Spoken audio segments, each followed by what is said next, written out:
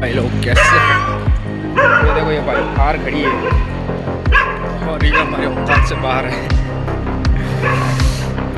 लेंगे भाई, अपना भी टाइम आएगा एक दिन लेंगे भाई। चलिए रिटर्न वीडियो बनाता हूँ भाई, लाइक कर दो यार भाई बक बक।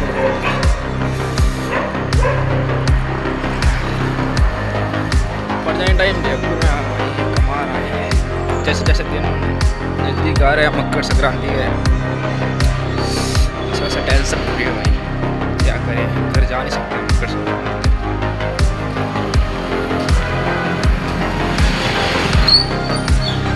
बाकी सब बढ़िया है भाई, देखेंगे एक दिन, आज 3-4 महीने बाद।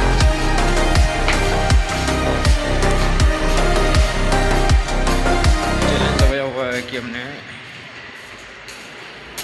ये भाई लिफ्ट है।